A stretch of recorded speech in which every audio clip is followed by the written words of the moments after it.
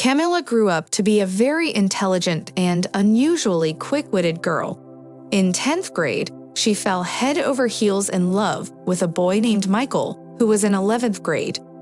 Almost all the girls in the school were after him, and he was known as a dashing womanizer. Camilla was strongly attracted to Michael.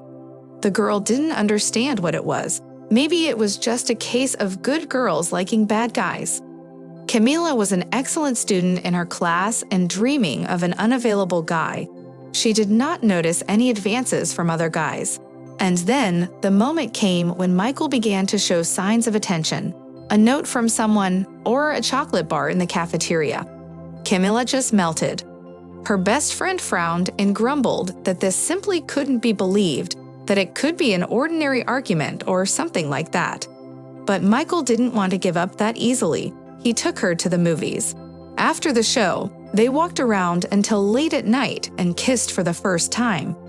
Michael smiled and said that Camilla was a very cool girl, which made her blush to the roots of her hair.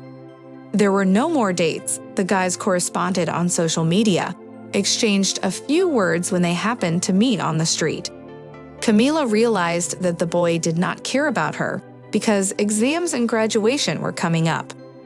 With great difficulty, Michael passed all his exams and joined the army because with his scores he could not enter university.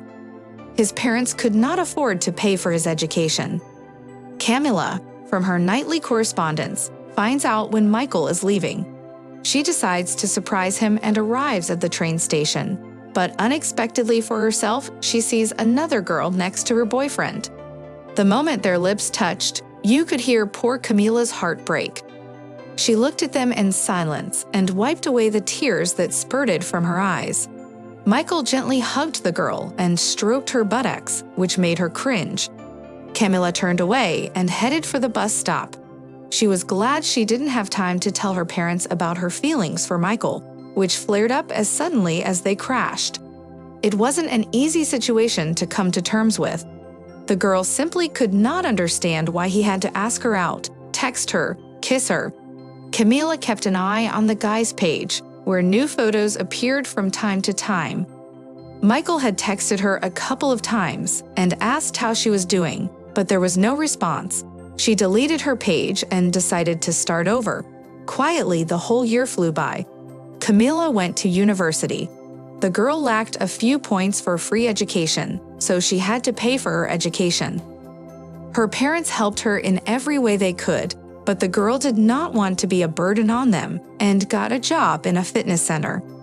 As an employee, she was given an unlimited membership to the club, and Camilla seriously took care of herself. All of her friends talked about how beautiful she had become. Camilla herself noticed it, since she had given up all her bad habits in favor of sports. One day, on her way home from school, she met a group of boys she knew. Among them was Michael. Her heart stopped beating and her breathing stopped for a moment. He looked at the girl with admiration, volunteered to walk her home, and told her that in the army he had thought only of her. He started to ask why Camilla did not answer him, because he missed their conversation so much. Stopping outside the doorway, Michael gently tucked a lock of hair behind the girl's ear, leaned over, and kissed her. Camilla hadn't been able to have a relationship with anyone in all this time. It wasn't that she was so jealous of her fidelity. It was just that none of the guys could touch her soul the way Michael did. Feelings came over the girl with renewed vigor, and she allowed herself to be needed again. Michael began to court her very nicely. Cafes, restaurants, expensive gifts. After 7 months of a relationship, Michael proposed to her and got her consent. Camilla's mother tried to change her mind, but all to no avail. After the wedding, life was like a fairy tale. Camilla never once regretted giving Michael a second chance. She simply flew around like a butterfly. Her husband was caring and attentive, still showering her with gifts and arranging romantic evenings. When the couple found out they were going to have a baby, Michael got a better job and couldn't brag enough about becoming a father. Camilla felt like a stone wall and was very proud of her husband. The pregnancy turned out to be difficult, and Camilla was put on maternity leave.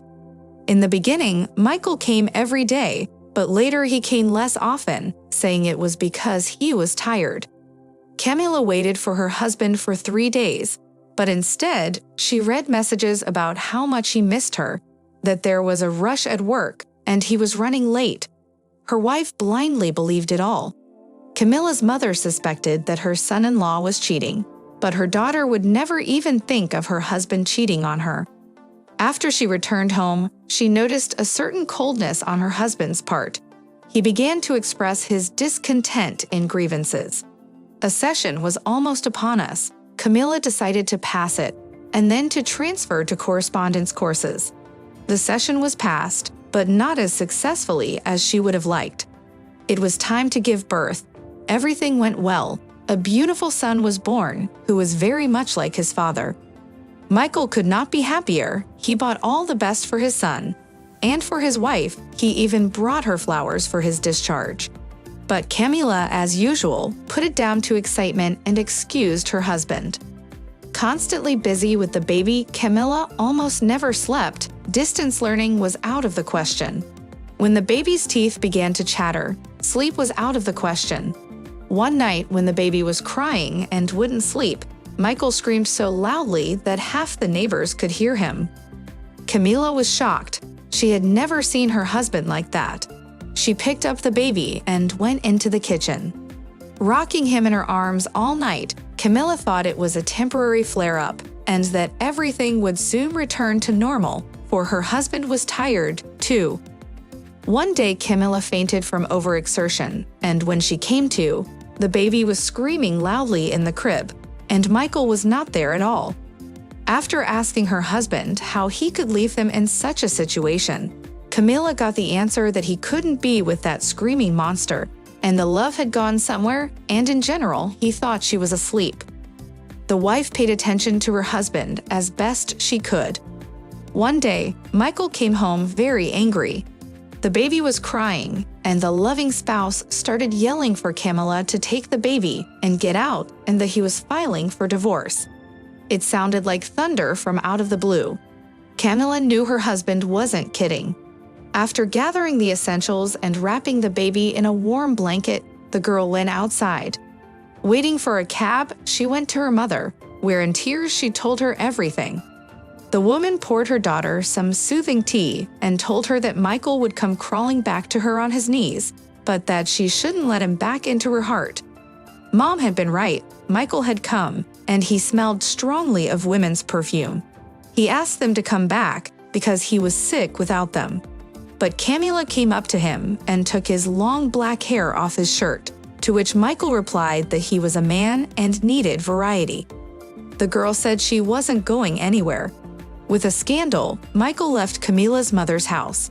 For a long time, he wouldn't grant a divorce, but after neighbors confirmed that he had kicked his wife and child out into the pouring rain, Michael was stripped of his parental rights. Camilla was sad for a while about giving this traitor a second chance, but her great happiness was the arrival of a little miracle in her life. Camilla gave herself her word that she would make a real man out of her son, and he would never be like his father.